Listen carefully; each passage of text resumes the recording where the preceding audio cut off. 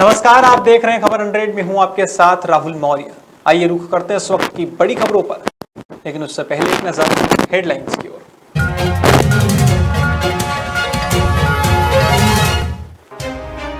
भोपाल से विशेषज्ञ टेलीमेडिसिन सेवा का शुभारंभ। 550 प्राथमिक स्वास्थ्य केंद्रों पर खुले नए सेंटर। मध्य प्रदेश सरकार ने कॉलेज के बच्चों को दी राहत। ओपन बुक परीक्षा कराने को दी मंजूरी। रविवार के लॉकडाउन को लेकर प्रशासन मुस्तैद। देर रात खुली दुकानों पर की कार्रवाई। राजगढ़ में बाबू को रंगे हाथों रिश्वत लेते पकड़ा। भोपाल लोकायुक्त ने की कार्यवाही। भवन निर्माण की स्वीकृति के लिए मांगी थी रिश्वत। शनिवार को भोपाल में मुख्यमंत्री शिवराज सिंह चौहान ने मिंटो हॉल से 550 प्राथमिक स्वास्थ्य केंद्रों पर विशेषज्ञ टेलीमेडिसिन सेवा और सुरक्षित मातृत्व आश्वासन सुमन राज्य स्तरीय इंटीग्रेटेड कंट्रोल कमांड सेंटर का शुभारंभ किया। इस मौके पर सीएम शिवराज ने कहा कि स्वास्थ्य के क्षेत्र में बड़ी उपलब्धि हमने हासिल की है। 550 प्राथमिक स्वास्थ्य केंद्रों में विशेषज्ञ टेलीमेडिसिन सुविधा आज से प्रारंभ की गई है।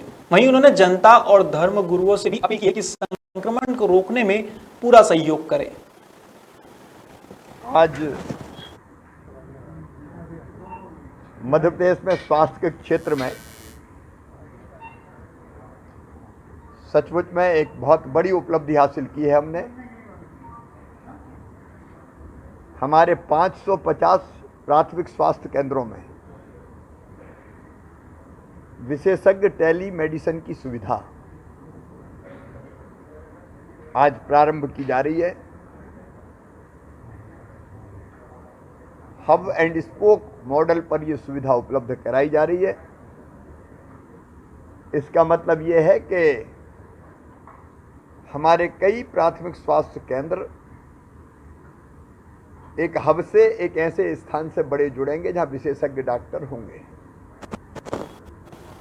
और प्राथमिक स्वास्थ्य केंद्र में स्थानीय डॉक्टर पेशेंट्स के लक्षण और उसकी रिपोर्ट्स, उसका विवरण विशेषज्ञ डॉक्टर को बताएंगे। मध्य प्रदेश में बढ़ते कोरोना संक्रमण के चलते कॉलेज के बच्चों को सरकार ने बड़ी राहत दी है।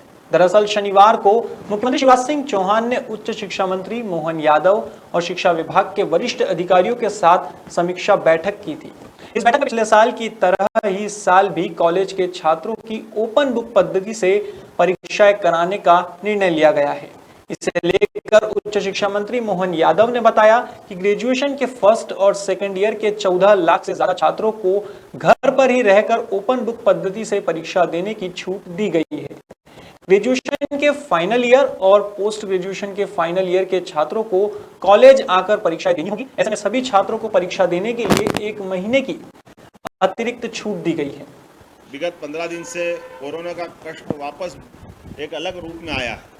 ऐसे में उस कोरोना के कारण से होने वाली परीक्षाओं पे पुनः प्रश्न खड़ा हुआ और बड़े पैमाने पर पूरे प्रदेश से वापस मांग उठने लगी कि ओपन बुक परीक्षा प्रणाली के माध्यम से ही हमारी परीक्षा का मूल्यांकन करा लिया जाए। ऐसे में हमने दोबारा आज अपनी उच्च स्तरीय बैठक माननीय यशस्वी मुख्यमंत्री माननीय शिवराज सिंह जी चौहान के नेतृत्व में आज बुलाई थी। बुधवार शाम को सियाचिन में भारत मां के एक सपूत ने देश की रक्षा के लिए अपने प्राण न्यौछावर कर दिए थे। उज्जैन की नांदा तहसील में रहने वाले शहीद बादल सिंह का पार्थिव शरीर शनिवार को उनके गृहनगर पहुंचा। इस दौरान वातावरण गमगीन हो गया। शहीद की पत्नी दीपिका चंदेल ने अपने 3 वर्षीय बेटे विमान को गोद में लेकर शहीद जवान को सलामी दी। इस समय पूरा माहौल देशभक्ति के नारों से गूंज उठा था। वहीं उनके निवास पर केंद्रीय मंत्री थावरचंद गहलोत, सांसद अनिल फिरोजिया, पूर्व कैबिनेट मंत्री जीतू पटवारी समेत कई राजनेता पहुंचे और शहीद जवान को श्रद्धांजलि दी। शहीद की अंतिम यात्रा में पूरा शहर देशभक्ति से ओतप्रोत हो गया था। सभी शहरवासियों ने नम आंखों से अपने वीर सपूत को अंतिम विदाई दी। हमारे शहर के सपूत और बादल सिंह चंदेल शहीद हो गए। अब वो हमारे बीच में नहीं है। उन्होंने सेना में रहकर देश के लिए सर्वस्व न्यौछावर किया, देश की जनता की सुरक्षा में योगदान दिया मैं उनके शहीद होने पर उनको नमन करता हूं और उनके चरणों में विनम्र श्रद्धांजलि अर्पित करता हूं। ईश्वर से प्रार्थना करता हूं कि इस आघात को सहन करने की शक्ति उनके परिवार वालों को और हम सबको प्रदान करें। निश्चित रूप से कुंवर बादल सिंह चंदेल सेना में रहकर सेवा करते करते अपनी यादगार छोड़ गए हैं। उनको लोग हमेशा याद करेंगे। बढ़ते कोरोना संक्रमण को देखते हुए उज्जैन जिला कलेक्टर आशीष सिंह ने आदेश जारी किया था कि धारा 144 के तहत प्रत्येक रविवार को लॉकडाउन रहेगा। इसके चलते शनिवार रात 10 बजे से सोमवार सुबह 6 बजे तक लॉकडाउन लागू रहेगा। इस दौरान कोई भी आमजन अपने घरों से बाहर नहीं निकल सकेंगे। कलेक्टर के निर्देशों का पालन करते हुए एसडीएम गोविंद दुबे और सीएसपी पल्लवी शुक्ला ने महंकाल थाना क्षेत्र में 10 बजे बाद तक खुली दुकानों पर कार्यवाही की।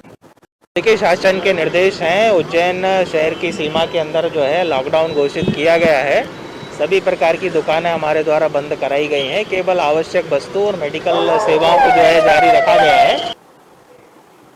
इस दौरान प्रशासन के आला अधिकारियों ने जानकारी देते हुए बताया कि लॉकडाउन के दौरान केवल इमरजेंसी चीजों को ही छूट दी गई है। ऐसे में देर रात तक खुली दुकानों को बंद करने की कार्यवाही की जा रही है। साथ ही दुकानदारों को वक्त पर दुकान बंद करने की समझाइश भी दी जा रही है। कोरोना के लगातार बढ़ते संक्रमण के कारण शासन द्वारा लॉकडाउन का निर्णय लिया गया है, जिसके तहत आज रात 10 बजे से लॉकडाउन लागू किया गया है। इसलिए हम दुकानें बंद कराई जा रही है आज प्रशासन द्वारा और आवश्यक वस्तु एसेंशियल कमोडिटीज, हॉस्पिटल्स, मेडिकल की दुकानें चालू रहेंगी। कल सुबह 6 बजे से लेकर 10 बजे तक दूध और सब्जी की दुकानें चालू रहेंगी। ऐसे ही शाम को 6 बजे से 8 बजे तक। इसमें जो दूध वाले होंगे वो घर घर जाके जो वितरण करेंगे वही चालू रहेंगे। इसी की तरह से सब्जी ठेले वाले। उज्जैन की घटिया तहसील के मीण गांव में नए गेहूं उपार्जन केंद्र का शुभारंभ हुआ है। यहां तोलकाटे पर विधिवत पूजन कर गेहूं उपार्जन केंद्र का शुभारंभ किया गया। इस अवसर पर ग्रामीण जिला अध्यक्ष बहादुर सिंह बोरमुंडला ने बताया कि जिले में 50 से अधिक नए गेहूं उपार्जन केंद्र खोले गए हैं। इसी कड़ी में मेड़ गांव में भी उपार्जन केंद्र खोला गया है। इससे किसानों को गेहूं तुलवाने में परेशानी नहीं होगी। शासन द्वारा गेहूं उपार्जन का काम प्रारंभ किया जा रहा है। 27 मार्च से जिले के सभी उपार्जन केंद्रों पर गेहूं की खरीदी प्रारंभ हो रही है और इसी में आज मीण में जो हमारा उपार्जन केंद्र है, इस पे अभी गेहूं की खरीदी मतलब प्रारंभ हो चुकी है। आज हम सब लोग यहाँ पर मंडल के पदाधिकारी, मंडल अध्यक्ष जी और जिले के पदाधिकारी और सब लोग यहाँ पर आए हैं और जनप्रतिनिधि भी हैं और सभी ग्रामीण और आसपास से पधारे हुए सभी पदाधिकारी और जनप्रतिनिधि हैं। निश्चित रूप से पिछले वर्ष जो खरीदी हुई थी उसमें कुछ उपार्जन केंद्रों कम थे, इसके कारण ज़्यादा से ज़्यादा गांव उसमें सम्मिलित थे। काफ़ी परेशानी आई थी किसानों को। इस बार 50 से अधिक उपार्जन केंद्र पूरे ज़िले में बढ़ाए हैं और हमारी अपनी घटिया तहसील में भी भौगोलिक दृष्टि से काफ़ी उपार्जन केंद्र बढ़ा करके उसको 2-2, 3-3, 4-4, 5-5 गाँव के बीच में एक उपार्जन केंद्र है। तो इस बार कोई किसानों को असुविधा नहीं होगी। आज 27 तारीख से खरीदी प्रारंभ हो रही है। कल और परसों 2 दिन छुट्टी रहेगी और 30 तारीख से फिर कंटिन्यू खरीदी होगी।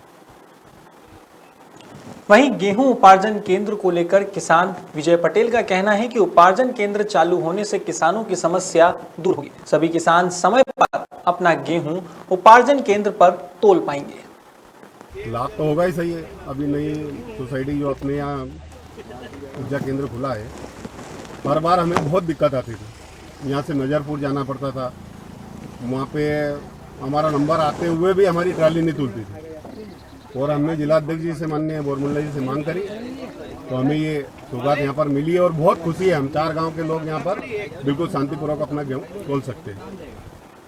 भोपाल लोकायुक्त ने राजगढ़ जिला अंतर्गत ब्यावरा नगर पालिका कार्यालय में काम करने वाले एक बाबू को रिश्वत लेते हुए रंगे हाथों गिरफ्तार किया है।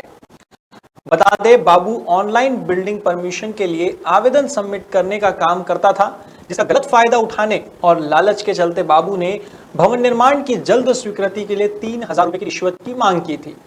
वहीं इसको लेकर प्राइवेट इंजीनियर की शिकायत पर लोकायुक्त भोपाल ने कार्यवाही को अंजाम देते हुए बाबू को रंगे हाथों गिरफ्तार किया है।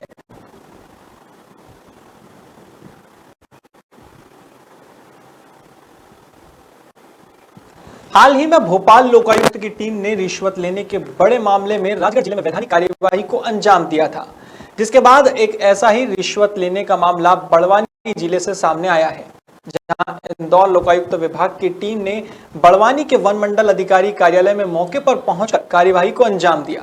बता दें, अंजड़ के एक फर्नीचर व्यापारी की शिकायत पर वन मंडल अधिकारी कार्यालय में पदस्थ बाबू इंदर सिंह सिसोदिया को लोकायुक्त पुलिस ने 2500 रुपए की रिश्वत लेते हुए रंगे हाथों गिरफ्तार किया है। लोकायुक्त इंस्पेक्टर आशा सेठकर की माने तो बाबू इंदर सिंह सिसोदिया ने लाइसेंस बनाने के लिए रिश्वत की मांग की थी।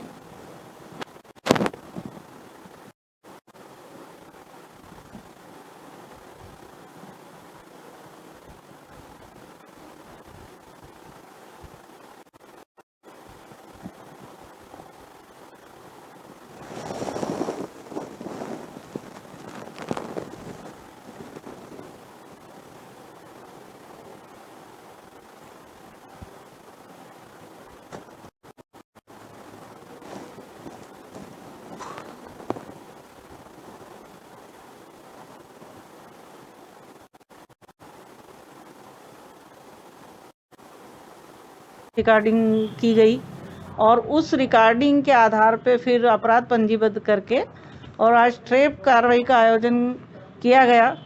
और ट्रैप कार्रवाई का आयोजन करने के बाद जो है, इनने जब रिकॉर्डिंग करी थी तो 3000 की रिश्वत की मांग करते हुए उनके द्वारा 2500 रुपये लेना तय किया गया और 2500 रुपये की रिश्वत राशि लेते हुए आज उनको वन मंडलाधिकारी कार्यालय जिला बड़वानी में रंगे हाथों पकड़ा गया। और आगे की कोरोना संक्रमण के बीच एक बार फिर त्योहारों का सिलसिला शुरू हो गया है। हाल ही में आगामी त्योहारों को देखते हुए इंदौर के हीरानगर थाने में थाना प्रभारी अभय निमा और सीएसपी निहित उपाध्याय ने सभी धर्म गुरुओं और नगर सुरक्षा समिति के लोगों के साथ शांति समिति की बैठक का आयोजन किया। इस बैठक में रंगों के महापर्व होली को लेकर लॉकडाउन के नियमों का विशेष पालन करने की अपील की गई।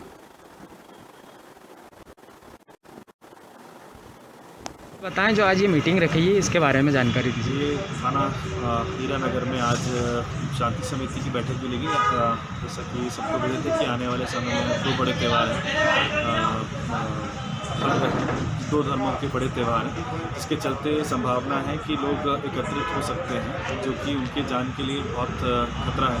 तो इसलिए शासन की मंशा से अवगत कराने और लोगों को उनकी सुरक्षा के हेतु संदेश देने के लिए मीटिंग बुलाई गई थी, जिसमें हमें अच्छा सपोर्ट प्राप्त हुआ। सबने आश्वस्त किया है हमें कि वो पूरा सपोर्ट करेंगे और जो शासन की जो मंशा उसको पालन करेंगे। जी सर, जैसा कि आगामी आने वाला जो होली का पर्व है, इसमें अगर कोई लॉकडाउन के नियमों का पालन नहीं करता तो उसके खिलाफ क्या कार्रवाई? 188 के तहत बिल्कुल कार्रवाई की जाएगी। माननीय कलेक्टर महोदय द्वारा जो आदेश पारित किया है उसका अगर उल्लंघन करते हैं तो उचित धारा में उसके खिलाफ कार्रवाई।